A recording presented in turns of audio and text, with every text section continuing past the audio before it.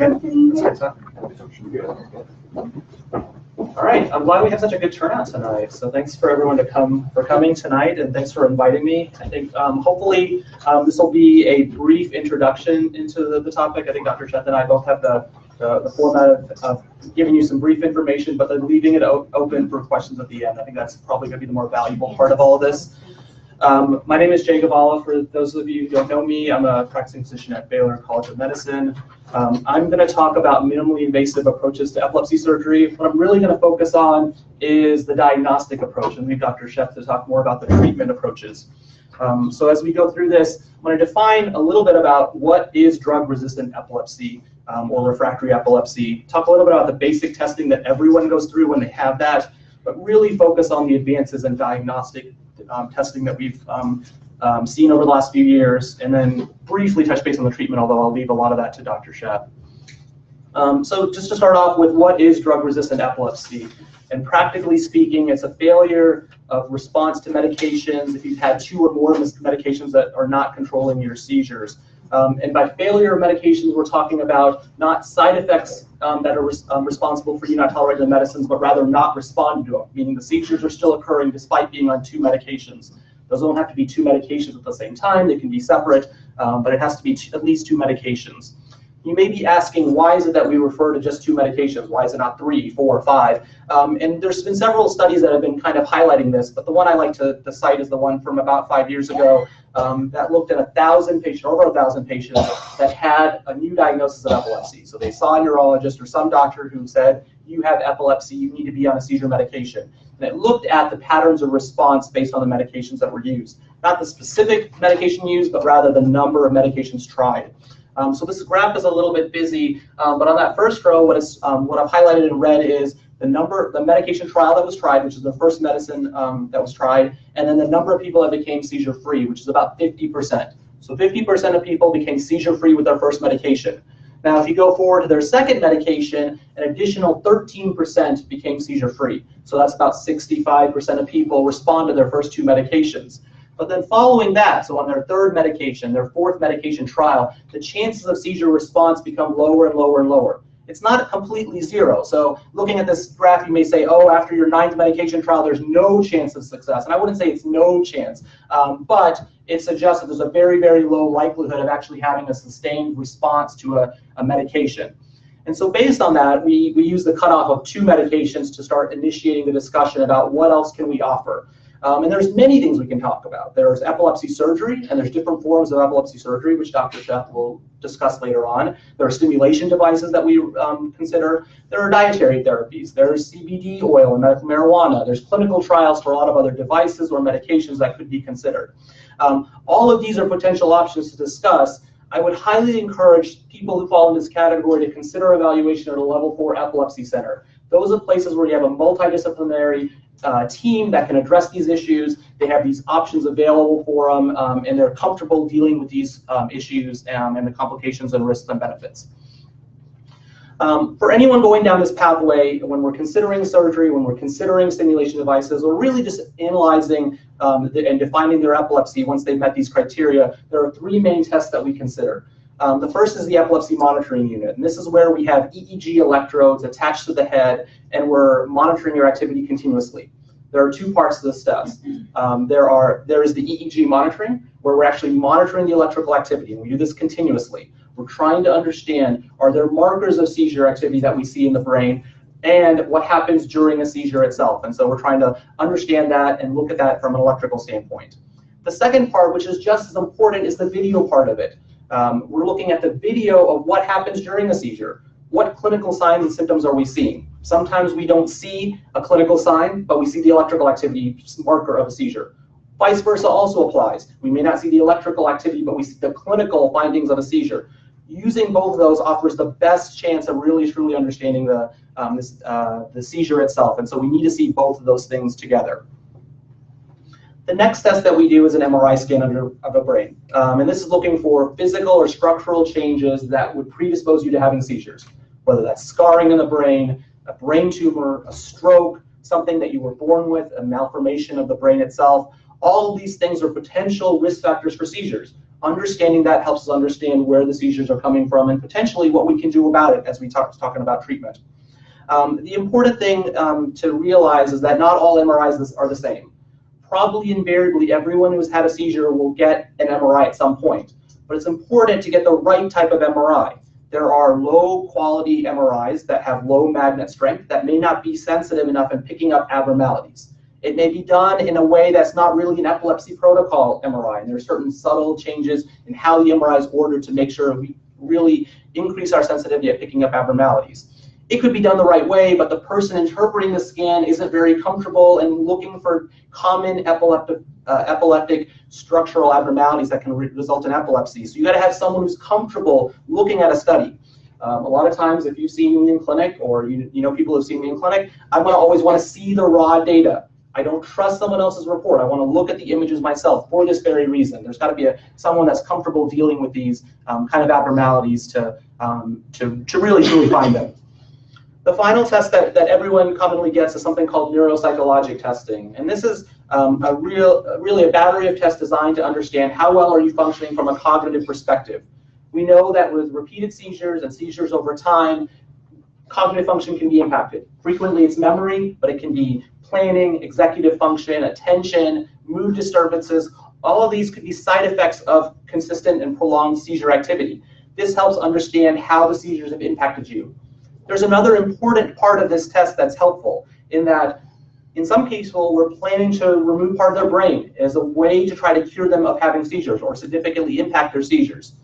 That is obviously something that is potentially a side effect or potentially prone to risk and side effects to the patient. This test helps us give us some information about what potentially may be at risk, what functions you may have to lose if you were to go forward with this. So that gives us additional information when it comes to counseling someone whether or not to go through a surgery to remove part of their brain. Having said all that, really that's more secondary when it comes to this particular talk. What I really want to focus on are the advances that we've done with some of our testing. And a lot of this is more sophisticated computer analysis of tests that have been around for a while. And there are 3 ones that I want to harp on, although there are several other ones that I'm just going to omit for this for the interest of time. The first one is a PET scan, which some of you may be familiar with. This is a scan that we use to measure the breakdown of sugar in the brain. As you can imagine, the entire brain requires sugar to perform its normal day-to-day functions. And we hypothesize that during a seizure, the part of the brain that's causing the seizure will use more sugar. Outside of a seizure, we think that tissue is not functioning normally, so it's not going to use as much sugar. Given how hard it is to predict when a seizure occurs, what we're really looking for here is areas of the brain that don't use as much sugar, and we think that's where the seizures are coming from. Now, there's one important caveat. If you have a brain tumor, particularly very advanced brain tumors, they may use increased sugar breakdown, but that's not typically something we commonly see. This is an example of what a PET scan looks like. So it's a series of colors across the spectrum. Red, orange hues indicate higher brain activity, purple, black, bluish, or lower brain activity. It's important to realize that the entire brain does not use the same amount of sugar at any given time. There are parts that use more, there are parts that use less at baseline. So that's one important consideration. The second important consideration is that we're looking at symmetry. We expect that both sides of the brain are using roughly about the same amount of sugar. Looking at this to the untrained eye, it may not look that different, but if you have someone who's comfortable looking at this, they may be able to point this area out in yellow that says, oh, look, that is an area that is asymmetric compared to the other side. That is abnormal and unexpected. That's a fairly obvious example. You can imagine that there may be even subtler examples that may be really hard to pick up to the untrained eye. And this is where technology has really been beneficial. We can now combine this study and put it on top of someone's MRI. We're able to look at both of them simultaneously. And so where an MRI abnormality may be obvious or a PET abnormality may be obvious, we can look at the other scan and maybe tie it in together. There are many cases where maybe something is not very clear on the MRI. We end up getting the PET and maybe we see something, but we're not really sure. We look at them together and it becomes very obvious that those two together point at an abnormal area of tissue, and that's what this area in red is. This is an area of the brain that was malformed when this person was born. The area is thicker than normal, and that was actually causing their seizures. The second type of scan that we look at is something called a Speck scan. Now, similar to a PET scan, it's looking at brain function, but instead of looking at the sugar breakdown, it's looking at the blood flow. So areas of the amount of blood flow going to different parts of the brain.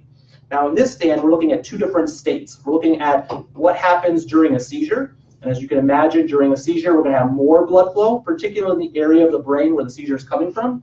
And then we're also looking at the blood flow outside of that state. With this study, you really need to time it correctly. You need to know when the seizure is occurring. So you need EEG monitoring to confirm when a seizure is occurring. And you need to give the injection of the dye very early on.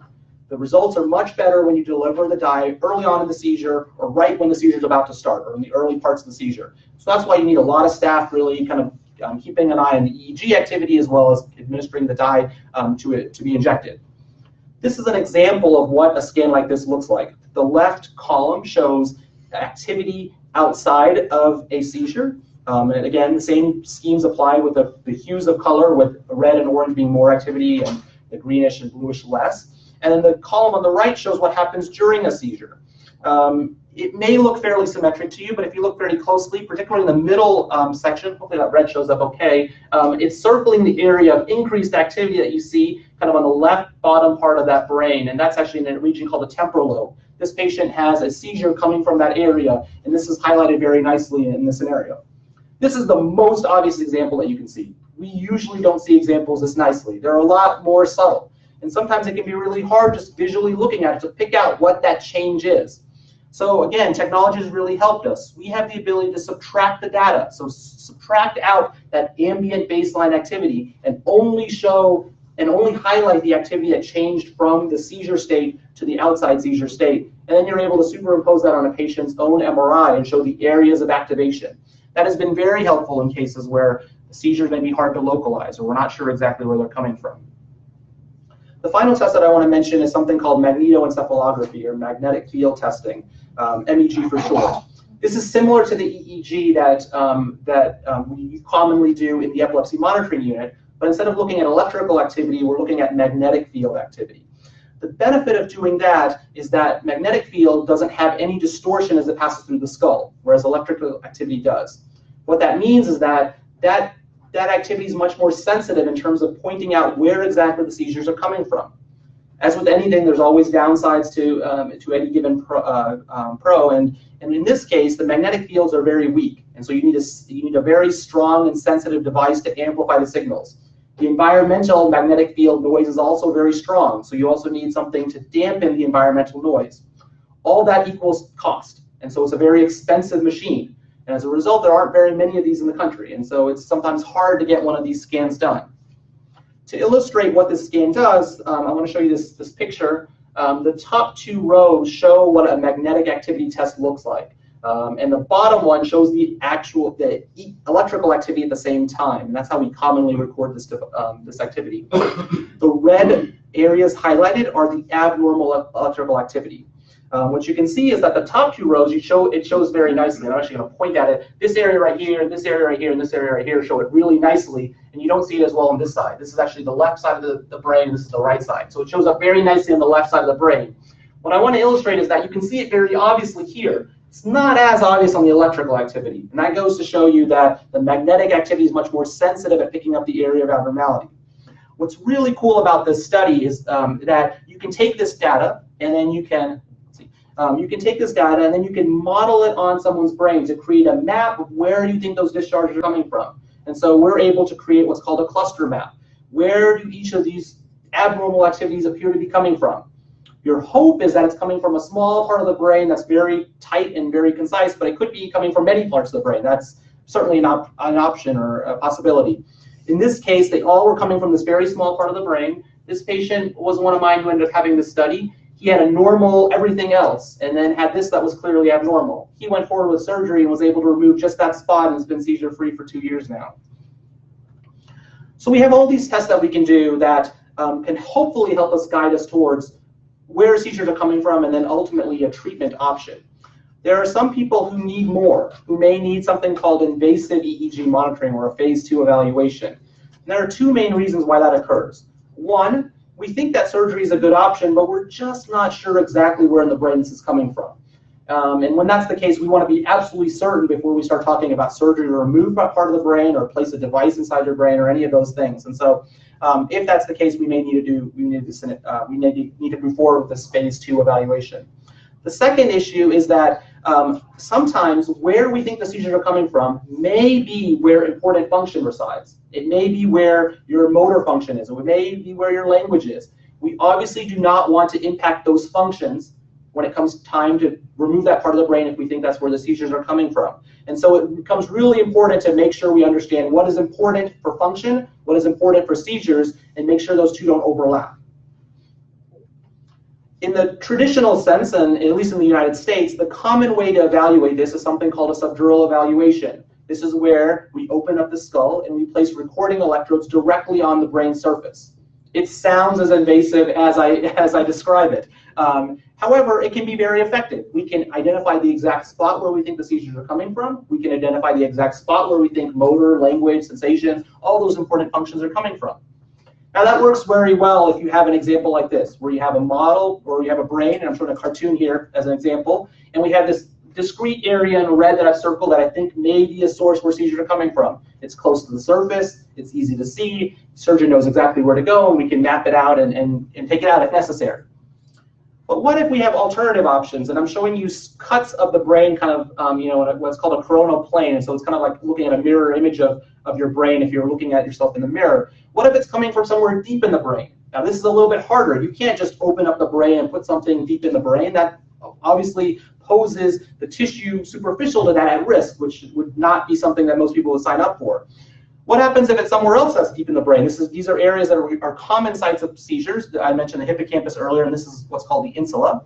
What happens if we don't know if it's on the right or left side? Or what if we think it's on multiple parts of the brain at any given time? Do you really want to open multiple holes in the skull and place these electrodes directly on the surface? That's very risky and potentially you know, prone to complications. Or what happens in this scenario where all the testing isn't very clear? Maybe we're not even sure a single hypothesis, or there's multiple hypotheses of where the seizures are coming from. All those scenarios probably are not good scenarios in which to move forward with a subdural approach because of the invasive risk with it. The alternative that has gained popularity recently is a minimally invasive process known as Stereotoxic EEG, or Stereo EEG for short. And what this aims to accomplish is small burr holes in the head where we actually are placing electrodes that can go deep into the brain. So that allows us to sample a few other regions of the brain. Because it's small holes in the brain, you're able to sample more of the brain tissue. So if you want to sample both sides of the brain, multiple locations in the brain, you're able to do that with this approach. It's also better tolerated because it's not an open skull that we're doing, we're actually making small holes.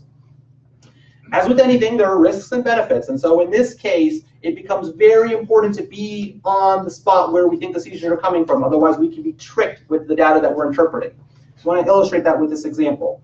This is a patient where we know where the seizures are coming from. They're coming from the area in purple. We design a scheme where we're placing electrodes inside the brain, and we are lucky in that we place the electrodes right where the seizures come from. That's the top arrow, top electrode here. Let me see if the mouse points over it right here. If that is, oh, my slide's showing. If that is the case, we are going to find a seizure onset right when it happens. It's going to show up in red. It's going to be very nice. We're going to be happy with our result, and that's going to match up very nicely with where the seizures are actually coming from. We can take that part out, and maybe we have a good outcome going forward.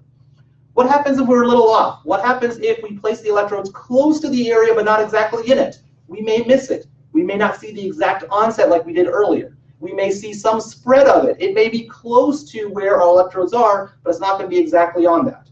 We might be able to, from that, apply where we think the seizures are coming from. We may be able to take out the area that's causing it, but there is some risk. Maybe we miss it because we're a few centimeters off. What about this worst case scenario where the area in purple is where the seizures are coming from, but our electrodes are nowhere near that? Now we're going to be tricked completely. We're not going to see where the seizures are coming from. We may see the spread somewhere else. We may be tricked into thinking it's coming from somewhere else and take out that part of the brain. And obviously that's going to be a failure.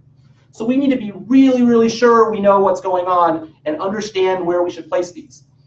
I actually think doing this approach is harder because it requires more planning in advance of actually going forward with the surgery. And I think technology has really helped us in this methodology. There is something called multimodal neuroimaging, which is just really a fancy word for saying we're going to have a whole bunch of data that we're going to be able to combine and compile to be able to analyze and predict where we think the seizures are coming from before we actually move forward with surgery. I want to give you an example of what that kind of entails. This is an example of what an EEG looks like. We may look at this and find abnormal discharges called sharps or sharp waves or spikes that show us where we think the seizures are coming from. In the past, we would just look at this, figure out where we think the seizures are coming from based on expected location, and move on from there. We have the ability now to average many of these over time, reduce all the background noise, and just have a signal that just is representative of just the abnormal discharge. We're able to take it one step further. We're able to then model that on someone's brain and come up with a location where we think the seizures are coming from based on that modality. We're able to do the same thing with functional imaging tests. So this is a patient who has an MRI that's shown here. We may think it's normal, we may think it's abnormal. In this case, I have a suspicion that the area in blue is not quite normal, but I'm not 100% certain. How about we use some of the other tests that I talked about earlier to help guide this? How about we superimpose their PET scan on top of this? Can we look at the PET scan and see if there's any helpful information here?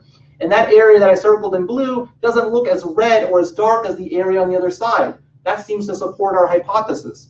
Maybe it doesn't, who knows? Maybe we get another test. In this case, we're using the magnetic field test, and those areas are shown in white here, those white little dots. And we find out that those white dots seem to line up with the area where we think the MRI is abnormal and where the PET scan is abnormal. That's all great if you can just do this and show you visually, but really where it comes into fruition and where this is really nice is where we're able to apply this to an actual invasive approach. And so we now have the ability to take this information and import it into some sort of planning software. Let's say we want to target certain areas of the brain based on these abnormalities, whether it's an MRI abnormality, whether it's an EEG abnormality, whether it's any of the tests that I mentioned before. We're then able to make a plan of how we want to sample from the brain in those regions, maybe some other ones for other reasons. And so this is a cartoon scheme of that. This cartoon scheme on the bottom right here, sorry it's not showing very well, is a series of blue and red electrodes where we ended up placing electrodes in someone's brain. And now we have a computer model of what that looks like after the fact. The area in red is ultimately where the seizures were coming from. And that dot very nicely matches up with some of the other information that we've had prior to testing. Our hope is that with all of this information, we're able to get a very nice result where everything matches up very nicely. We're coming up with a clear answer of how we want to move forward, and then we can start talking about treatment going forward. Anytime we have all this information, there's a lot of analysis that needs to take place. There's a lot of discussion that needs to take place. I showed you a very clear-cut example. Sometimes it's a little bit more, it's not as clear as that. There's more heated discussions. Different people have different opinions about what the data represents. Maybe the data doesn't match up very nicely. There needs to be a lot of dialogue between epilepsy doctors, the neurosurgeon, the patient, the family, before we ultimately come up with what's the right treatment option. All of that is something that commonly occurs in a level 4 epilepsy center. These are the kind of discussions that need to happen before we move forward with aggressive treatment options. I think I'll stop there. I'll let Dr. Sheth take over and talk a little bit more about those treatment options and what those entail. I think maybe it's better I spare the questions till the very end, and I'm happy to answer them at that point. Do we agree? Or would we rather take questions now? Anyone can guide us? I guess I'll take a question while I switch over. Yeah, of course. About the refractory epilepsy, so I've tried several medications, and at first they thought it was refractory, but then on like my 8th medication, we finally got it. Does that mean I don't have refractory epilepsy anymore? It's a good question. It's hard to answer. I think a lot of times what we end up seeing with cases like yours is that people may respond for a period of time, and then they may have breakthrough seizures, and it happens again. There are obviously exceptions to that rule. And if you have sustained seizure freedom, you may not fall into that category anymore. So it's a little bit of a maybe not. I can't tell you that for sure. But I think the longer you go without a seizure and have a really good response to medication, the more favorable it is. And maybe you, in fact, don't have the drug-resistant or refractory epilepsy. Is there an established time frame for that? That's a good question. There is never an established time frame. I usually say that the first 3 to 4 months are what we call a honeymoon period. So people may have a temporary response to their medications, and then they start having breakthrough seizures after that. If you get past that 3 to 4 month time period, that's a little bit more promising, but that's not absolute. I've had people break through after a year, 2 years, several years. So there's no guarantee with this, which is obviously frustrating. Yes? You mentioned a level 4 epilepsy center. Yes. Is there one here, and which ones are considered? Yeah. So there are several epilepsy centers in the city. We're fortunate that we're in a big city where we have several options. So I'm at Baylor St. Luke's, which is one level 4 epilepsy center. So the program at Memorial Hermann also has a level 4 epilepsy center, as does Methodist Hospital. That's on the adult side. I guess Memorial Hermann has an adult and pediatric center. Texas Children's has the pediatric version of the adult Baylor side. There is a level 3 centers that offer a lot of this, but not the full complement of studies, and UTMB in Galveston is a level 3 center. Thank you. Any other questions? Yes. Are there any level 4 centers in Austin? Oh gosh, don't quote me on that. I believe, I don't know if the center in Austin is or not. It's a level 3 or a level 4. Sorry, I don't know. If, There is no. I know come from Austin. There is they have only once go to the other hospital, and once a year they come from the San Antonio. So Seton is a level 3 then, is that right? Or is it a level 4? I thought it was a level 4, but I might be wrong. I'm sorry, I'm not completely familiar with the Austin area. All right, we'll have, so one more time. Afterwards. Oh, was there a question then?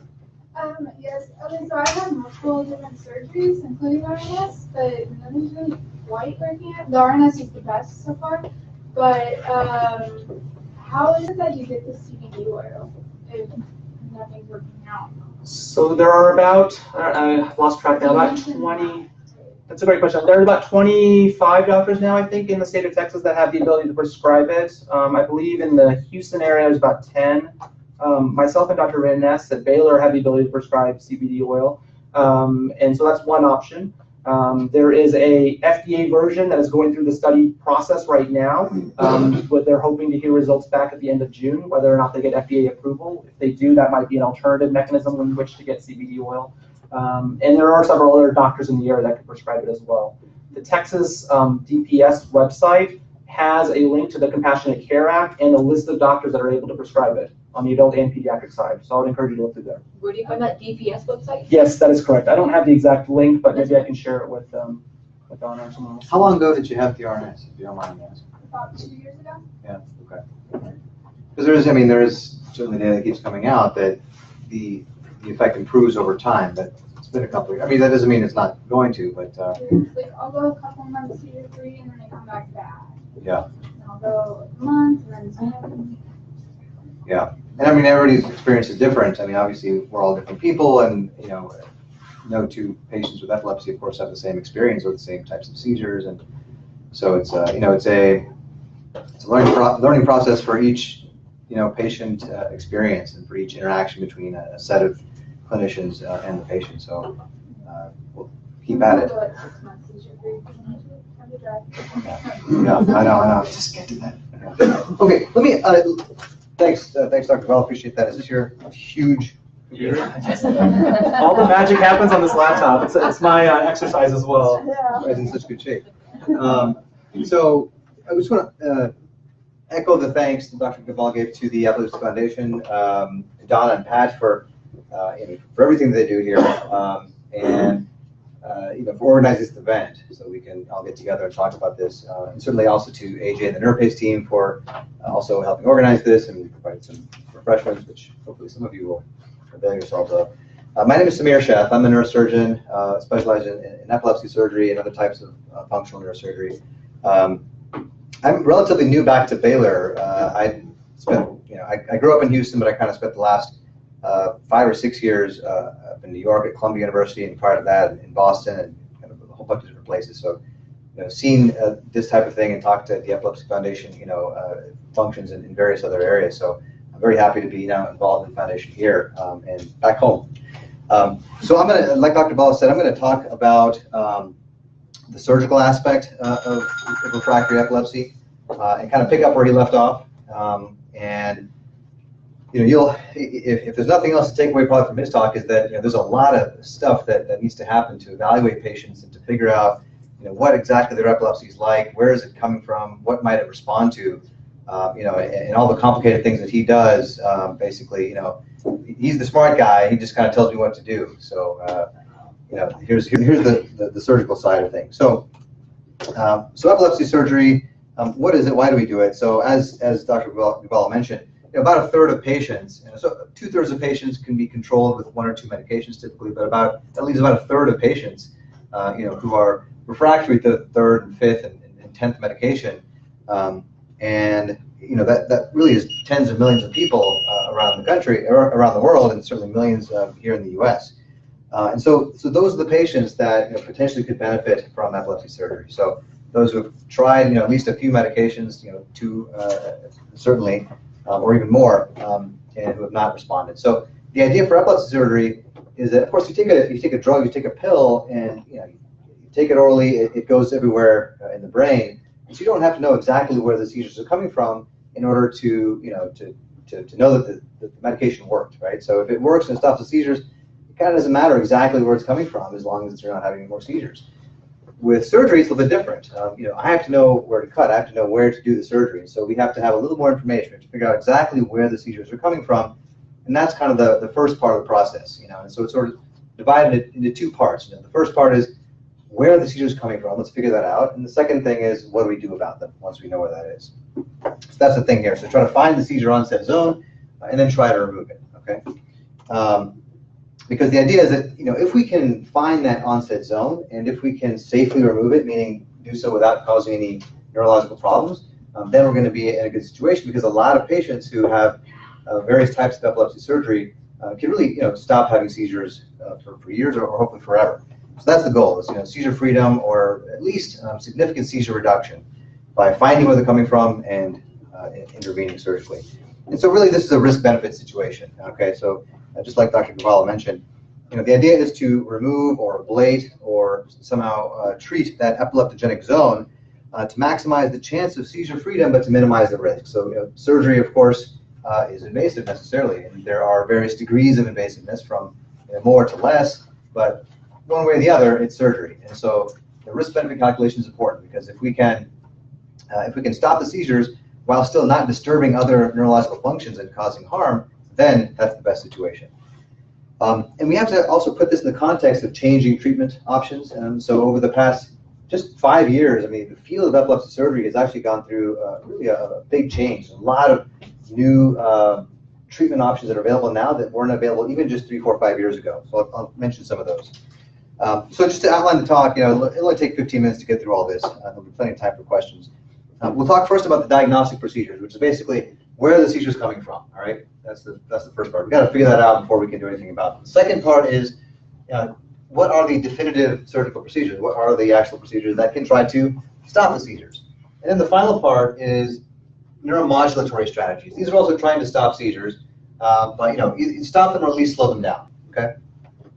So the first part, the diagnostic procedures. So this is, the diagnostic workup is, where are they coming from? Where are these seizures coming from? So Dr. Gavvala went, in some detail talking about the steps that are done in the pre-surgical workup to figure out where these seizures are coming from. So one is history, meaning when did they start? What triggers occurred? Did you have seizures as a child? Did you have febrile seizures? All the history that goes into one's past. Was there an injury? Was there an exposure to some toxin?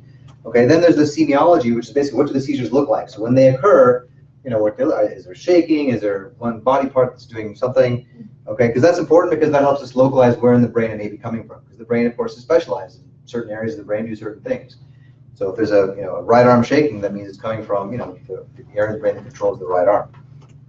The EEG, he talked about that. So these are the electrical recordings from the brain from these scalp monitors. MRI scans. So we have better and better scan techniques now, so we can identify smaller and smaller abnormalities. So we look for something, because if we can see an actual abnormality on the MRI, that's actually a good thing, because it helps direct us to pay attention to a particular area that maybe we could intervene surgically. The PET scan, he showed you a picture like this, where you look for look at this color map, and you look at areas of the brain that show different metabolic activity. Okay, when seizures are occurring or after they've occurred. MEG, magnetoencephalography, and Dr. Gavvala is actually one of the national experts in this, which is basically looking at magnetic signals to see where the seizures are coming from. Another one of these non-invasive techniques. Neuropsychological testing, where you sit down with a neuropsychologist and they ask you a bunch of questions and do tests, and they look for any areas of dysfunction. So, well, maybe there's some dysfunction in the right temporal area, so maybe the seizures are coming from there. These are all the things we do before surgery to help us determine where might the seizures be coming from. So sometimes we have enough information from just that, but sometimes we don't. And if we don't, hopefully that non-invasive investigation has helped us narrow it down, at least to one half of the brain or one part of the brain. And then if we can't get any more information from the non-invasive workup, then we have to potentially put electrodes in or around the brain to further localize where the seizures are coming from. This is called intracranial EEG. So here we're putting electrodes inside the head, within the brain, or at least on the surface of it, to, again, pinpoint where they're coming from. It's like standing outside of a house and you're looking in through the window and you see a bunch of conversations. You see that there's people talking, but you can't tell what they're talking about until you actually go inside, or you have a microphone that's inside the room, and then you can tell, all right, well, this couple is talking about this, and these folks are talking about that. So that's the idea, is to really pinpoint by putting electrodes within the brain. And this can be done safely, as it turns out. So the intracranial EEG comes in a few different flavors, and Dr. Gavvala mentioned a couple of them, and I'll get into a little bit more detail. There are what are called grid and strip electrodes that are placed kind of like a sheet of electrodes on the surface of the brain. And then there's the stereo EEG electrodes that are placed inside the brain. I'll show you what this looks like. Either way, when they're placed like that surgically, and that's something that I would do in the operating room, for example, once they're placed, the patient is then woken up from anesthesia, and then they're monitored in the epilepsy monitoring unit, the EMU, the same place you go for regular scalp EEG, but here those electrodes that are now in and around the brain are connected to the same recording equipment, and the patient's admitted there, looked after very closely, and we wait for seizures to occur, because now when a seizure happens, now we have electrodes that are right there inside the room, and we can figure out exactly where they're coming from. Okay, so this first type, the grid and strip electrode, Dr. Gavvala showed a picture of this before, but this is basically, you're making an opening, a skin incision, an opening, and you're putting like a sheet of electrodes right on the surface of the brain. And then everything gets, of course, closed up again, and then these wires get plugged into the monitoring equipment. So this is one type of recording strategy. This has been around for many decades. It sounds invasive, and it is, but we were able to do this quite safely now. We've done this for a long time. There's certain advantages of this type of technique over others, and so we still use it, but to be honest, we're using it less and less, because there's another type of recording technique called stereo EEG, which is less invasive. And I should say that less invasive doesn't always mean better. It means less invasive, but in some patients, this is the right way to go, we think, because it provides the information that we need without doing as much surgery. But in other cases, we use the grid and strip technique because we need other types of information. So this is a discussion that we have amongst each other, and then we have with the patient to see what's the right thing for each individual. So how does this work? So this is, think of an angel hair pasta, like a tiny little noodle. It's like that. The electrode is that thin. It's less than a millimeter in diameter, put in through a very, very tiny opening in the skin. So there's no big incision. There's no big removal of bone. I'll show you a video in the next slide of what this looks like. But it's basically a tiny opening. Think the tip of a pen. We'll make a tiny little opening in the bone and snake this very small, like an angel hair pasta before it's cooked, electrode right into the brain. We put perhaps many of these into the areas that we think may be epileptogenic. So what does this look like? Here's a video that we'll play. So when I hit it, I'll play. So this is a patient who's draped here. This is a portion of the head that's exposed. There's a robotic system that we use at Baylor St. Luke's that is specially designed really just for this particular approach, this particular technique. So you'll see how quick and easy it is, and I'll play it in a second. But basically, this robotic apparatus, what it does is it takes. So once we talk to a patient, we decide, yes, this is the right thing to do. We think they're coming from, say over here somewhere. We don't know exactly where. We'll then create a plan. We'll say, all right, this is the area of the brain that we need to explore. And then I'll sit down with a planning station and plan exactly where all these electrodes should go on that patient's own MRI scan to plan out exactly where the safe places are to put them, so we can also get them in the area that we think we need to. That plan is then transferred in the OR to this robotic system, and the robotic system basically lines us up. You'll see the robot doesn't do the surgery. The surgeon still does the surgery, but the robot basically lines us up so that it makes all the calculations for us and just speeds up the whole process. So we can put these in very quickly and accurately. So there we go. it's played in 2x speed, so you hear the sort of chipmunk voices. So it lines you up. We inject some local anesthetic. Here's the knife. It makes you make a tiny incision. That's it. It's 2-3 millimeters long. All right. And that's the drill. It's a 2 millimeter drill. Okay. It makes a hole that's 2 millimeters in diameter. It's an eighth of an inch.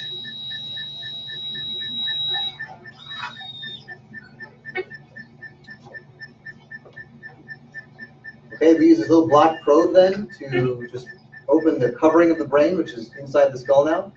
This thing that we're just screwing in is a little anchor bolt. Again, it's a 16th of an inch in diameter. It's an anchor bolt that attaches to the skull. The electrode is then measured. The robot arm is then moved out of the way. Create a small track.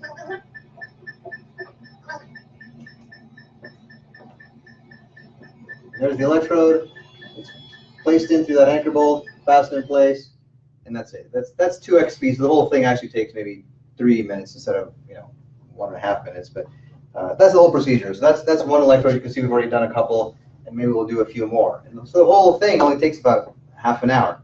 So all the work is done up front. We're doing all the planning and all the organization, and then the actual surgery is much quicker. And you can see instead of having a big incision, you basically have almost no incision. So the loss of blood is drops. So so this is it's a relatively new technique, especially in this country. It's been in Europe actually for many years, but relatively recently here in the U.S. We've used it now more and more.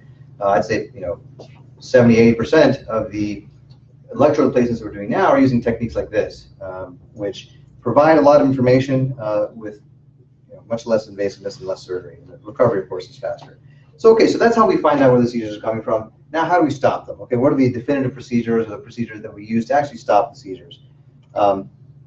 This is, again, it's a risk-benefit calculation, because the idea is to surgically remove the area of the brain that's causing the seizures, but we want to make sure that doing so is safe, that we're not taking out some part of the brain that is going to result in some kind of neurological problem, like some weakness or some memory problem, something like that. And this is all done, with a bunch of testing that we do before the surgery, and it's again a detailed discussion with the patient. So there are several ways to accomplish this removal. I'll talk about just 2 of them. One is resection, which is actually surgical removal of the part of the brain that's causing seizures, and the other is a laser technique, which is also a very new technique and exciting. So there's resection can be done in any part of the brain that's causing the seizures, and again, an area that's safe. The temporal lobe, which is on the sides of the head here, sides of the brain, are the areas where seizures are most common, and resection of the temporal lobe is one of the most common types of epilepsy surgery that we do. This is the part of the brain that we remove, and seizure freedom rates. This is not just fewer seizures. This is never having a seizure again. Can be as high as 60 to 80% in the patients that are chosen appropriately. So if you're a candidate for this type of surgery, these are the rates of seizure freedom that we typically see. It's done under general anesthesia. It takes 4 or 5 hours. It is an open surgery, so we make incision in the skin about like this. We remove a piece of bone. We go in and remove these parts of the brain. Typically, these are the ones that we think are causing the seizures. This is what the MRI scan may look like. So here's the unoperated side here with the brain here, and here's the part where the brain is removed. Again, we do this when we know that it's safe to do so, and in doing so and taking out that part of the brain is not going to cause any neurological harm to the patient. The other type of technique is called laser ablation. So here, same sort of thing. We know the seizures are coming from one particular area. In this case, this area is called the hippocampus, which was mentioned before. So we could take that part out by doing an open surgery, making an incision, going in and physically taking it out. Or now, again, just for the past, say, 5 years, now we have a technique where we can remove it without doing a big surgery. We remove it by basically placing a laser inside the brain and basically burning that area from the inside. It's not painful because there's no nerve ending, there's no sensation in the brain itself, so it doesn't hurt at all. It's done, again, for the patient's sleep. So again, just 5 years or so, the seizure freedom rates are also quite good, maybe a little bit less than the big surgery, but you could certainly do this one, and if there's still seizures, then of course you can go and do the bigger one. It's minimally invasive, so it's the same sort of procedure like I showed you with the robot, where we plan everything out ahead of time, exactly where that laser fiber is going to go. We make a very small opening, again, an eighth of an inch, and we insert that laser fiber that I showed you on the previous page. So this is what the fiber looks like. The tip of it gets heated up to a hot enough temperature to actually burn the tissue. So that very small fiber is inserted through a small opening, and then the rest of the procedure is actually done in the MRI scanner. So in the OR, we put that fiber in, again through a tiny opening, then the patient, still asleep, goes to the MRI scanner, and then we use a special MRI sequence that shows us what the temperature is inside the brain. So as we heat up the tissue, we can watch it and make sure that the burn is exactly where we want it to be. Advantages here, of course, are, rather than having a big incision, it's a tiny little incision. Instead of being in the hospital for 3 or 4, maybe 5 days, like the open surgery, you're in the hospital typically just overnight. And instead of taking about a month to recover from a craniotomy, it takes maybe a few days or a week. And so this is what this looks like in the MRI scanner. Here, this line here is the laser fiber. And what you'll see now when I turn it on is that here the red thing indicates the laser is on. We see that the temperature heats up. It's just like it's a heat map. And this yellow-orange area shows you the area of the brain that has been burned enough to ablate the tissue. And so we make a few of these burns kind of like beads on a string, and then that creates this burn in this area that is the same area that we would take out with an open surgery. But now again, we're kind of just burning it from the inside to a very small opening. So this is another option that we have in our arsenal, to tailor it again to the patient's needs. Last bit here is on neuromodulatory strategies. Okay, so these are trying to stop, or at least if we can't stop them, slow down these seizures. When do we use these? Why would we want to do something like this? And what is it? I'll tell you. So the idea is, and Dr. Gavvala mentioned this. Basically, if we identify where the seizures are coming from, but perhaps we can't take that area out using one of the techniques I told you before, the resection or the laser ablation. Why not? Well, maybe because it's not just one area. Maybe it's a couple areas. Maybe it's several areas. And we can't necessarily take out 2 or 3 or 4 parts of the brain, without it being dangerous. Or maybe it's just one area, but it's too dangerous to remove it because it's very close to, or it's actually within regions of the brain that are really important, that allow you to remember things or allow you to, move your arms and legs. Of course, there we can't remove that area because we risk causing harm, which we would never want to do. So if we identify where they're coming from, but we can't take it out because of any of these reasons, we can perhaps use neuromodulatory techniques. And what is neuromodulation? Basically, fancy word for saying electrical stimulation, for example. All right, so we're stimulating the brain through some sort of electrode system. And so here, what we're doing is we're not removing or burning anything. So it's not a destructive procedure. It's reversible, meaning we could just take the device out if we wanted to, and nothing has been permanently changed. It's adjustable, so we can adjust the parameters and try to find the right set of parameters of stimulation that can stop seizures, hopefully. So the goal here is usually seizure reduction. This is not a technique, again, that is removing tissue. So we can't as often get people seizure-free, but sometimes we do. And in many patients, we can significantly reduce the burden of seizures.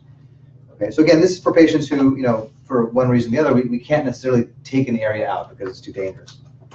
So there's a couple different types of this. The vagal nerve stimulation, VNS, deep brain stimulation is another one that just got approved.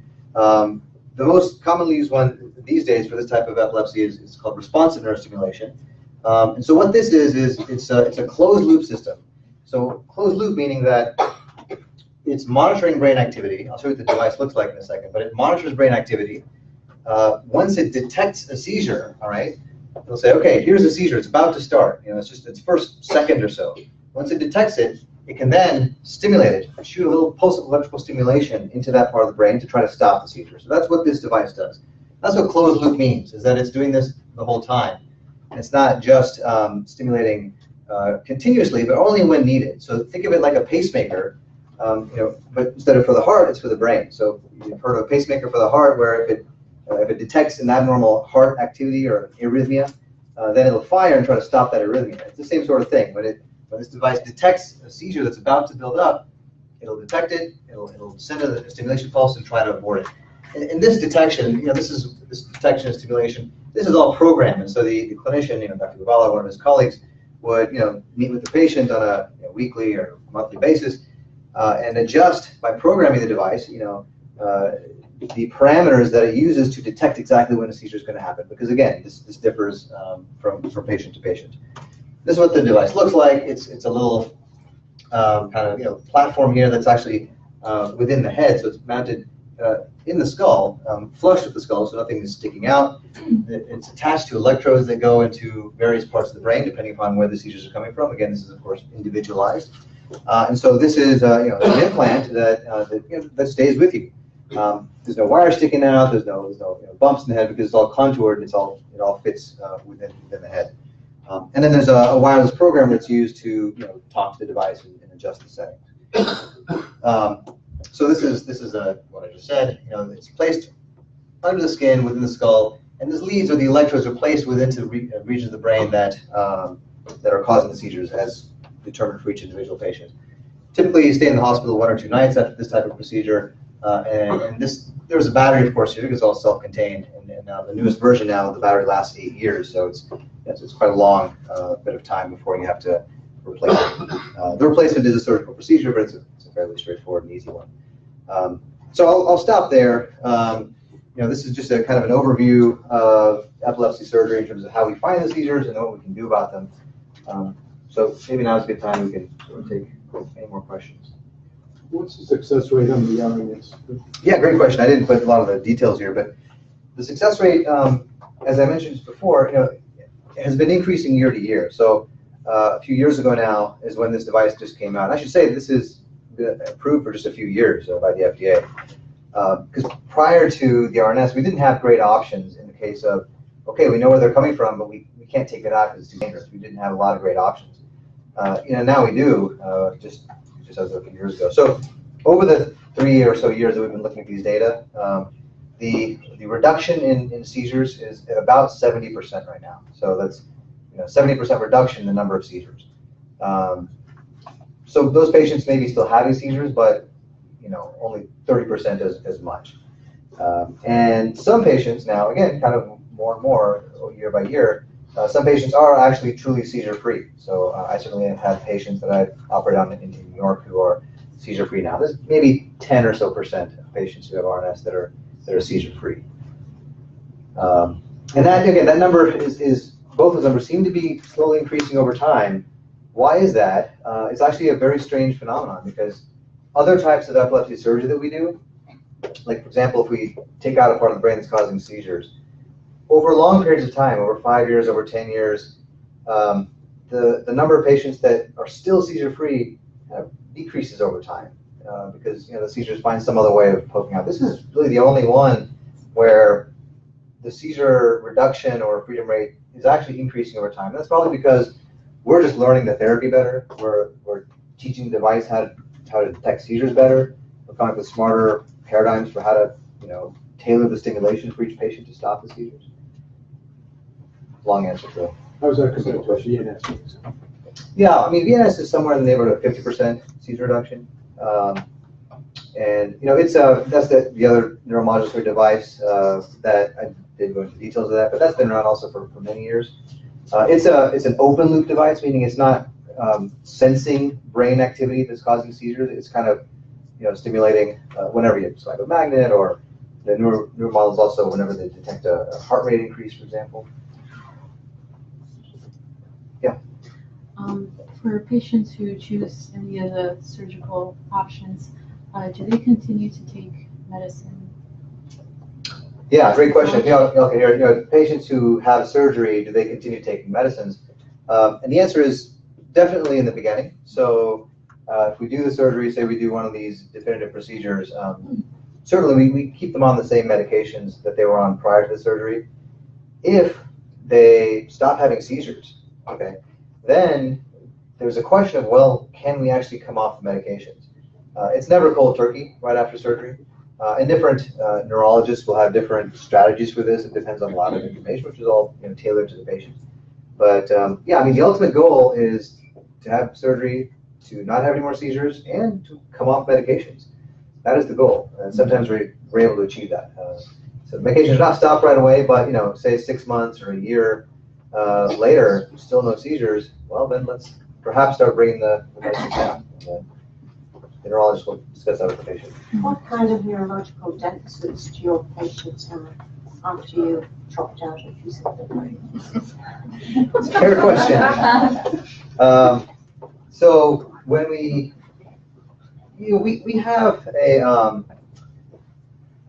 a very poor tolerance. We, as in surgeons, neurologists, clinicians in general, and of course patients and families, we have a very low tolerance for creating new deficits, creating new problems.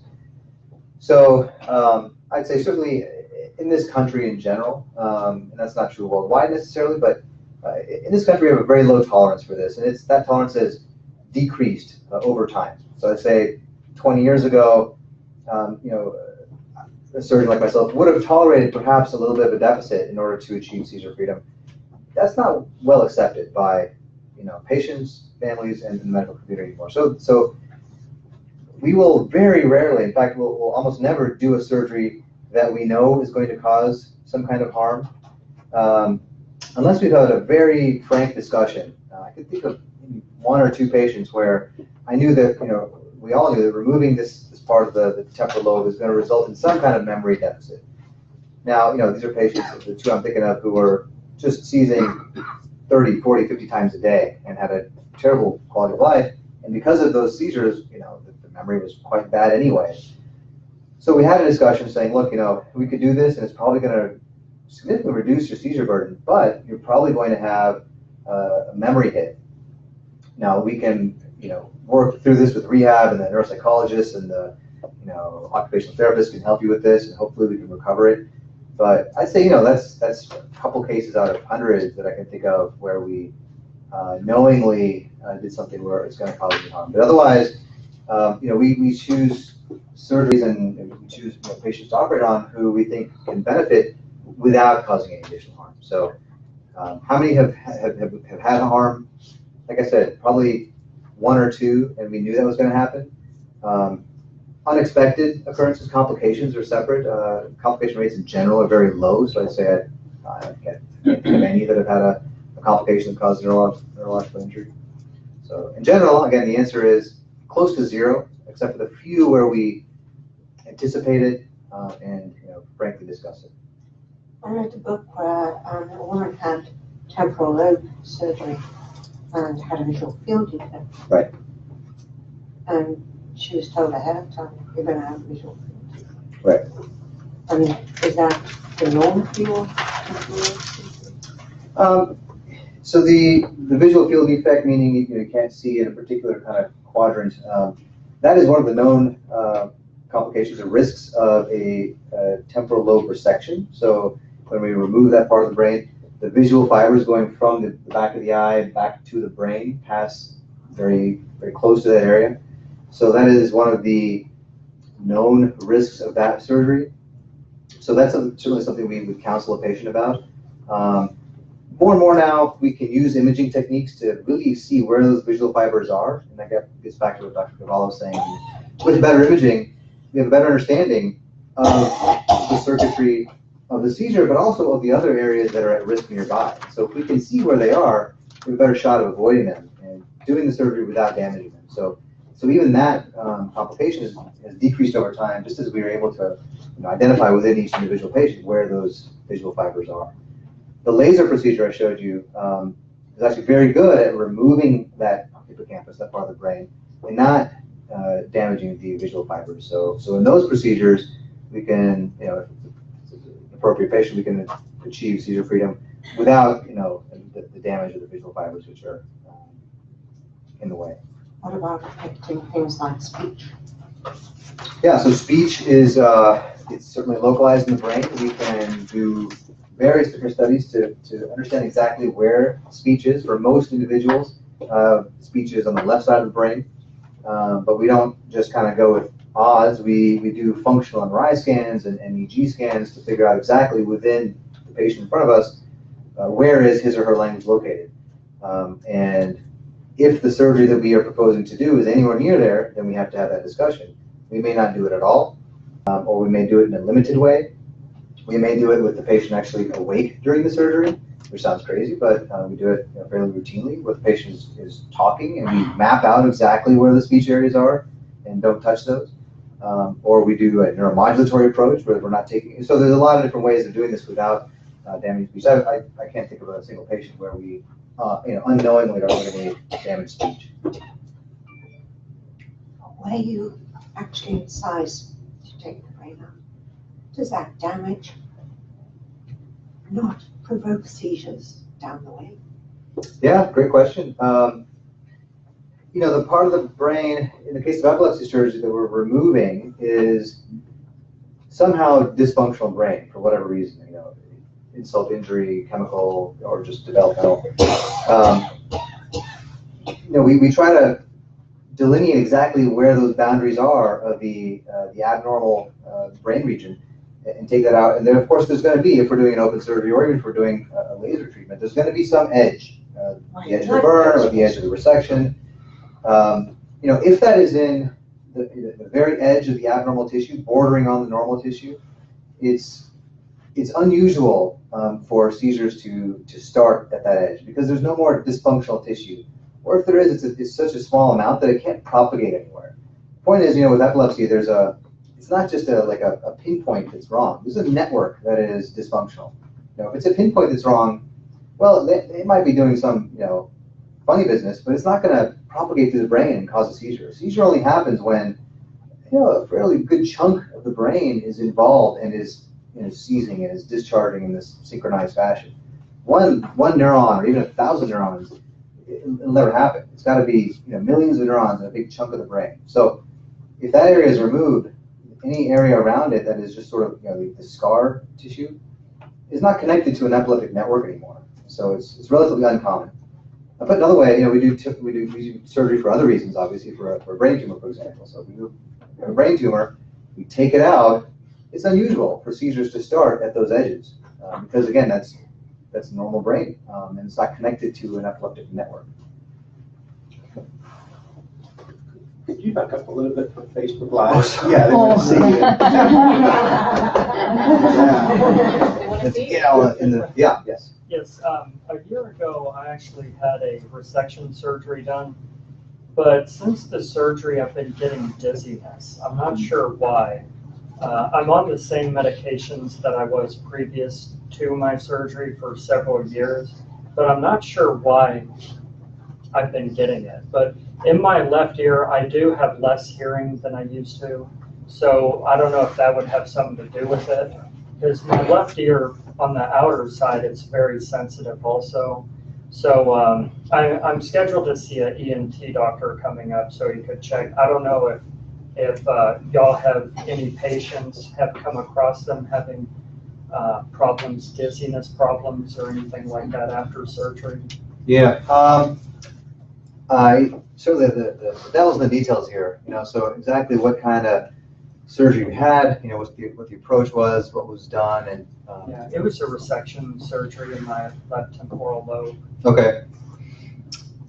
You know, dizziness is such a hard problem to nail down, you know, to figure out exactly what's causing it. I mean, many people have dizziness never having had surgery before, so hard for me to speculate just, you know, without knowing the details, but you know, I'd say it's difficult for me to say. Have I seen this before? I've seen this before in various types of surgery, not just epilepsy surgery, but other types of surgery. You know, if there was some sort of issue regarding, you know, the way that the balance mechanism is working between the inner ears, the way that, you know, because that's where balance occurs, and, you know, from there all the way to the nerves in the brain. So, again, hard to say for sure, but whether it's something because of the surgery, something because of medications afterwards, or just some, you know, new problem that was unrelated to the surgeries, it's difficult to say, you know, for me right now. Get Dr. Gavvala back up here too, because there may be other questions more specific to him too. Question. So one of the treatments y'all were saying that you could try before any kind of surgery, CBD oil. So what are y'all seeing as far as that? Because I've had friends that are having really great results, and then other ones that are having, you know, no improvement at all. So what, I'm just curious from your point of view, what are y'all seeing now that it's legal and you can get it now? Yeah, probably something you want me to. Yeah. I'm curious what you're seeing. Yeah, so great question. So with CBD, it's really complicated. The short answer is we just don't know enough about it. We have some understanding of the mechanism of action, but we have no idea in terms of understanding which people are more likely to benefit from it. Probably just as important, we don't really understand what the long-term risks of this medication are. We don't know the kinds of interactions we see with other medications. We know that there are some medication interactions, but we don't know the full spectrum. It hasn't really gone through that vigorous kind of study. But anecdotally, we certainly have people who have responded really well to it. You've seen it all over the news. And likewise, there are also people who don't respond to it. We don't know. There's a couple things that are very concerning about CBD that give me a little pause. One is the availability of it right now is all over the place. We have the ability to prescribe it in Texas. We have it online through websites that maybe some of you guys are familiar with. And then we have study drugs and other forms that people have tried as well. All of those have different concentrations. There is CBD, there is THC, there are variations in the amount that you get. There is the ability to get it in other states, and you can grow your own plants, you can get products in other places. All those are different, they're not all the same. And if you look at the actual pharmacology of this of CBD, the amount of sunlight, the amount of sun, the ambient temperature, all those impact the product that you get. There have been a few papers, JAMA, for example, put out one where they sampled all of these available online formulations that were readily available, and they sampled the percentage and concentration of the doses, and they actually found differences from what was stated on the labels. I don't know if that applies to the Texas formulations. I don't know of any study that has looked at whether compassionate cultivation, Knox Medical formulations are what they claim they are. I hope they are, but I don't know. Does that impact whether someone responds or not? I'm sure it must, right? I mean, if someone got 500 milligrams of medication and they expect to get 1,000 milligrams, then probably there is a difference. It could be differences in side effects. It could be differences in the response rate. So there's a whole bunch of unknown right now as far as where things are and what we understand about the medication. In general, I've been pretty cautious in prescribing it, mainly because there's all this uncertainty, and you know, a basic tenet of my practice is to do no harm. And so if I don't really know what I'm signing up for, and I can't adequately counsel a patient on it, I'm very reluctant to try it. However, there are people who are desperate, and they really are looking for an answer, and in those cases, we discuss the risks and benefits, and maybe we try it out. I'm much more optimistic and hopeful that there's an FDA version that'll be more regulated, with clear instructions as far as the dosing, the interactions, the side effects, the appropriate dosing to prescribe, that'll make this a little bit more clear. But until then, we're in this a little unknown right now. Are the unknowns a function of the fact that it's still Schedule 1? No. The unknowns are the fact that there are multiple different formulations of it that aren't regulated by any overwhelming. Does that make it more difficult? Sure. Lack of study is one. Time is also the other. Sometimes some of these things are cleared out with time. So having more patient experience, having more experience from a physician side, things that work, things that don't work. All those things will help over time. But I think the good and bad about this is that it's here and it's not going anywhere. But in that kind of mad rush for everyone to get into it, everything kind of started off a little bit different. Everyone's doing it a little bit differently. That makes it really hard to study. And so now to try to do a systematic study is a little bit harder. There are a few people trying, but it's just a little bit harder. And now there's so many different variations, and clearly that must be playing a role. It's kind of hard to study that part of it. So are Knox Medical and the Compassionate, they're just different brands, correct? They are different dispensaries that are providing the products that presumably have their own formulations and their own ways of having the product. So okay, they could be different. And then when you said that there would be, I don't know how you worded it, but there would be a study that would be, or there would be one that would be FDA approved. Are you talking about the one that they're doing at Texas Children's, that study right now?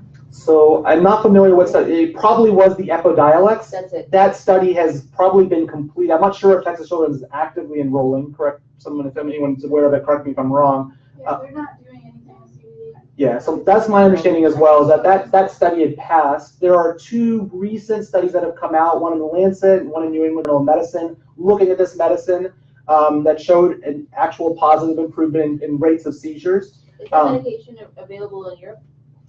I don't know the answer to that. Because I know that one of my daughter's medications, that if you buy it here, it's like $1,700 a month. And my mom happens to live in Italy, and it's like $30 a month there. It might be crazy. Probably a different medicine. I have an idea of what it is, but I'll tell you later if you want to know. Yeah, the Epidiolex did have orphan drug status, and that some people got it on a select case-by-case basis. They're no longer doing that at this point. I believe the people who did have it and had access to it at that point could still continue to get it, but new people cannot get it through that mechanism. But my understanding is that the FDA is looking at it and should have an answer at the end of this month in terms of whether or not that's an appropriate drug for the FDA to approve. So this will change. And then how long does approval take? Once they say, yeah. 3 months. So after that, with state regulations, roughly about 3 months. So potentially we're talking about the fall where that might be something that physicians could prescribe. The latest word on that is it might be next year, Oh, early okay. next year. Thank you. Does a poor diet have a big effect on increased seizures? Or an effect at all? I think everyone's triggers for their seizures can be different. In general, I like to think of any sort of stress to the body as a potential trigger for a seizure, and that stress could be anything: physical, emotional, stress, painful stimuli. All of those things are potential triggers that could worsen seizures. So sure, not eating the right things could potentially stress your body out. There have been studies that have shown that certain diets are beneficial for seizures. Some of you may be familiar with the ketogenic diet that has been used in children to some degree of effectiveness. That's very hard for most adults to tolerate that aren't getting their foods through a feeding tube. But there are things like the modified Atkins diet that has been suggested that have been somewhat helpful in certain seizures as well. So I think it can go either way depending on your individual case of seizures and what potential treatment strategy you're looking to. Now, can I ask a question regarding the minimum invasive procedure you showed? What is the cost related to that with insurance, for example, if you have insurance? The cost. Yeah. Like everything else, that's kind of is going to depend upon the individual. So typically these things are covered through insurance. So I've never done any such procedure that is not covered because it's very easy to make an argument that once you've failed medications, I mean, epilepsy surgery is the next step, and that's not really a question that any insurance company asks. So these are things that are all covered. I think it's just a matter of what's your copay, what's your those sort of specific things. But these are all covered by every insurance plan. So I guess you'd have your copay that you'd have to. That's right, and that's going to depend upon all the details, what your copay is, how much deductible you have left, and that sort of thing. So if a patient has generalized seizures, right, the RNS wouldn't be an option then, correct? Because I mean, if it's firing all over the brain, how would you? Yeah. So for primary generalized seizures, primary generalized seizures meaning that there really is no single or even 2 or 3 onset areas. If that's really the case, then yeah, that's probably not going to be a therapy that works. It's been tried a few times. It's not an FDA approved version of the thing, and it's not there's not a lot of experience with that. The question is, of course, that it can be not obvious that someone who has generalized seizures is primary generalized. I mean, in some cases with genetics, et cetera, then yes, but sometimes it's not clear that the seizure may be starting in one area and then rapidly spreading and generalizing. So whenever you see it, it's already generalized. So in those cases, if you can show that, well, it's actually starting in this one area, but then just very rapidly generalizing. In that case, then of course they could be a candidate for any one of these things. But yes, if you're really sure that it is primary generalized and really much of the brain is involved, then targeted therapies in general are going to have a hard time. I just want to make one point with the generalized concept. So that's something I commonly hear about. Generalized epilepsy, when we're talking about that, we're not talking about the generalized convulsion. We're talking about the EEG pattern that we see with these seizures. So people can have generalized convulsions, but that doesn't necessarily mean that it's affecting their whole brain. It could be coming from a small part. The generalized refers to the specific EEG pattern that we're looking at. Right. So it's a question that an experienced team needs to be able to look at this and say, what kind of seizure type it is. Why do you suspect the seizure reduction rate is so much better in the general surgery rather than the laser ablation? So the meaning like the resective surgery, the removal. So I think Don was referring to the fact that the chance of seizure freedom after a removal surgery, for example, a temporal lobe removal, can be 60, 70, 80%, versus laser ablation, where you're doing that burning thing with a little fiber, is lower, probably somewhere 50 to 60, 65%. So there's a difference of maybe 10, 15, maybe 20% there. Why is it? I mean, for a bunch of reasons. The most important reason probably is just that with the laser, you're just removing less tissue. I showed you that video with the little orange things. That orange area is removed in the open surgery, but more is removed as well. So probably the case that, I mean, it makes some sense if there's some areas that are epileptic. If you take out 90% of it, well, it's going to help, and maybe you don't have seizures for, I don't know, 6 months or a year, but then they come back. If you take out 120%, meaning you take out all the epileptic area and a little bit of surrounding area, well, then you may be seizure-free for good. Of course, the question is that 120 versus 100, that's brain that you didn't have to take out to begin with, right? And it's very difficult to know exactly where there's no kind of lines on the brain showing this is where to take out and what to leave. So that's the thing. With the resection surgery, you may get a better chance of stopping the seizures because you're taking out more brain. But the question is just, what is the cost of doing that? Is it a visual field defect, or is it memory problem, etc.? So that's the balance. Again, it's a matter of, yeah, if you take out more, you're going to have a better chance of stopping the seizures, but there's also a higher chance of causing harm.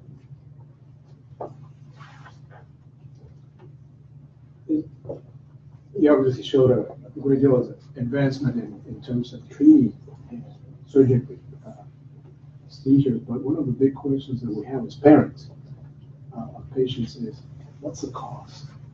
And in some cases, it's clear cut. There's scarring in the brain that came from birth, whatever the case is. But what happens with a child who's about to turn 18, finish high school, and so forth, and starts having seizures with no apparent explanation? Mm-hmm. Have you studied that and found out what are the potential or possible reasons for that? So you're saying what's the cost of doing this surgery? The cost. Sorry, got you. Okay. Yeah, why did this happen to begin with? Yes. Which is a big question for us parents. Yeah. I mean, I think understanding what causes the seizures is a very important step. If we understand the cause, we're much better able to offer a definitive treatment. However, there are a fair amount of patients, probably up to 40% of people, where we're not able to identify that cause. Some of that's limitations of technology. It used to be, that number used to be higher. MRI scans weren't good enough to detect the actual abnormal tissue. I think with further advancements, we may see more detection of these subtle abnormalities. But there are a lot of other reasons why people may have seizures that are unrelated to scarring within the brain. There are research ongoing about genetic causes of seizures. And that's a blossoming area, whether that's developmental when you were first born or something you acquire over time. There are infectious causes for seizures. Lots of things related to autoimmune diseases that may cause seizures as well. So there's a host of things that might be a potential cause, some of which, well, I would say we're at the tip. Right now, it's at the tip of the iceberg. I mean, we understand so little about that, and we're really discovering the new things every day. So I think our understanding in 5 years will be immensely more than where we're at right now. And so I think that'll be an ongoing challenge for us. But there's a lot of active research to try to figure this out, because that's obviously very important for everyone involved in this. How many of your patients who have well-documented seizures have you never caught one on an EEG? That's a tough question to answer, I guess, because in some people we trust their seizures because of the description that's seen, or maybe I see them on a video and it's a very reasonable study, but we don't move forward with any of these more aggressive options. And in those cases, I may not try to aggressively try to capture them on EEG or home EEG monitoring or any of that, because the risks of going through these processes are too much. Maybe, for example, they're developmentally delayed, and bringing them into the hospital to capture them is going to be a profoundly impactful study to them. There's going to be a lot of side effects, and maybe it's not worth it. And we just restrict ourselves to medical treatments. But for people that we're trying to go down this path, where we're talking about surgery or stimulation devices, we always try to get something. And so, there are people who go through one of these, admissions and may not get something on the first time, but we try again. Maybe we do it a different way. Maybe we do it at home instead of doing it in the hospital. So there's a couple different ways that we can work towards getting some answer. And I think ultimately, the vast majority of people who we need to get that information for end up getting it. I can't think of anyone where we stopped this process because we couldn't get it. We just have to try a little bit harder or try it in a different way.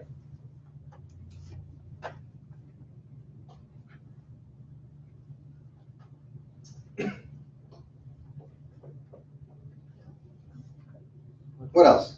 That it? Come on, we're ready for it. Joseph, anything from Facebook? No, not that I see. Okay. Rebecca's doing a good job kind of linking all the things they're referencing. Okay. That, so. Oh, I got one. How, give me a percentage of how often people's seizures get worse with age. Like, is it often? The older I've gotten, the worse it's gotten. That's a tough question to answer. It's so varied. Yes, potentially yes. Yeah. I've also seen people sometimes have an improvement, but that's rare. More people end up getting the worsening. Yeah. Which kind of makes sense, because if they're going on and you tried all these therapies that they're not they're not stopping. I mean, having a seizure, of course, is not a good thing for the brain. Mm-hmm. And so, as they go on, other brain regions, could get involved that weren't before, and the circuitry that was doing okay for a while, is every punch is kind of an insult. So yeah, I mean, more common than not, things slowly get worse, again, unless we can find some way of reducing them or ideally stopping them. What we end up seeing more of, maybe we see a fair amount of that, but what I really see more of is that maybe the seizures aren't necessarily worse, but their overall functioning is worse. And so their ability to bounce back from their seizures, or their memory, or some other cognitive function is more and more impacted over time. And that's what, one of the big things that we talk about in clinic is trying to address this earlier rather than later to save that potential function from being lost, because that's obviously impactful to people.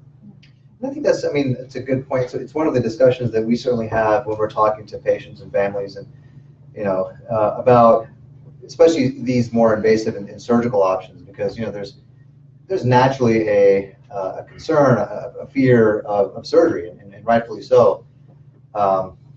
It's potentially invasive and has risks, etc. But what we always have to talk about is, and this is oftentimes known through the patient's own experience or the caregivers, is that there's also a cost of not doing something, right? Or of stopping and saying, well, we're not going to try that because we're afraid of the risks. I mean, I think the discussion needs to be had of, okay, realistic, what are the actual risks? And let's not inflate them more than they need to be. As I've shown you, just in the past 3, 4, 5 years, there's techniques now that we have that we didn't have before for reducing risk and improving outcome. Because I think, and you guys are preaching to the choir, you guys are already here and having this discussion, but I think there's a lot of people that are afraid of even having the discussion, because it's like, well, surgery, that sounds terribly dangerous and super scary, and definitely get it. But again, the cost of not having that discussion is that you may never get to the point where you're able to reduce the seizures, and then again, like Dr. Gavvala said, like you've mentioned, things keep evolving and certain things worsen. And so there's a cost to not having the discussion and not trying it if it is something that would be reasonable to consider.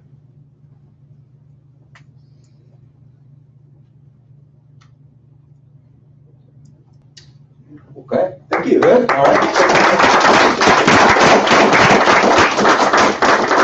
And thank you to Pat for letting us come in and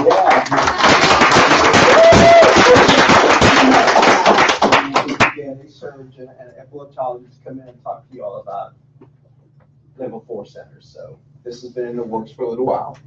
Thank you. Thanks, AJ, for it. We'll hang out. If anyone has kind of more like one-on-one questions, we'll hang out for a bit. And you got some business cards. Cards here. If anyone wants to, just take them and shoot us an email. That's fine too. And then Dr. Gavvala is over at Baylor. That's easy find, right?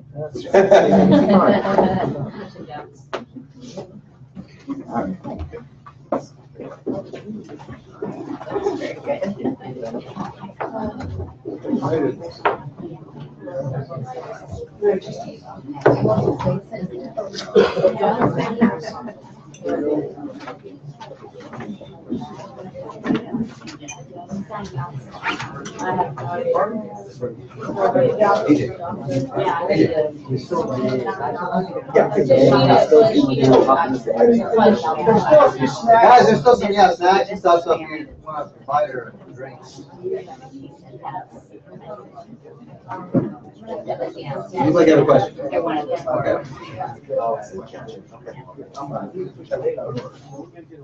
Where am I from? Like board-wise, or just my family? So my family's from India. I was born in Kansas, and then I moved out here.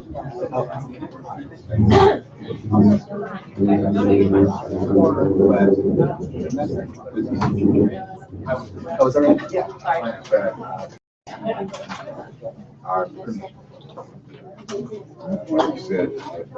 Thank you very much. Yeah, you bet.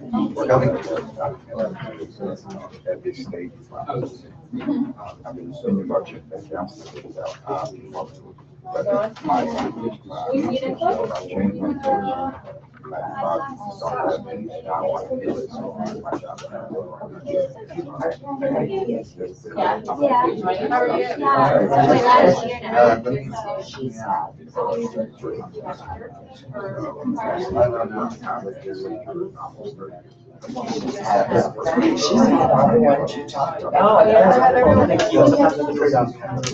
Medication, or they work with benefits, in case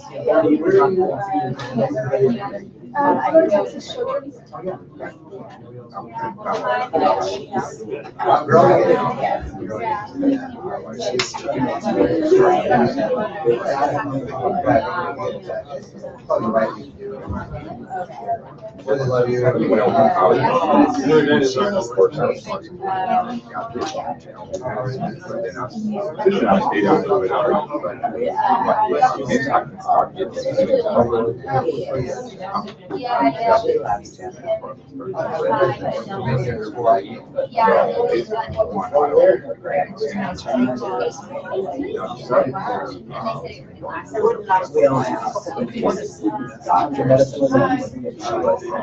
most people notice that. Most people get used to I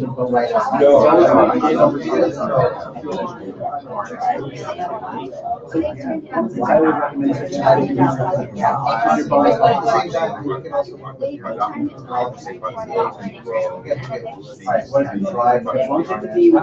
that's good. Sometimes you can get what's called a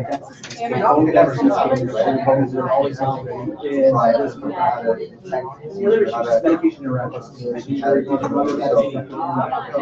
Fresh set of eyes. They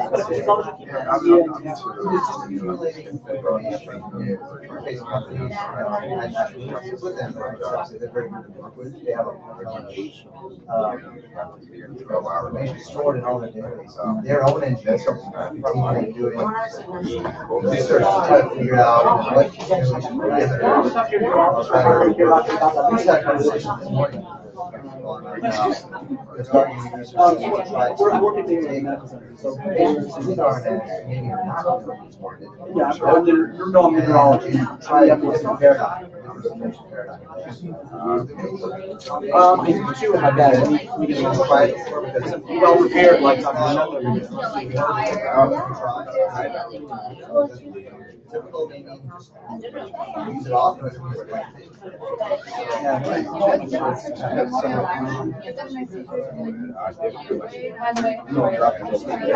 Yeah, so we're in that kind of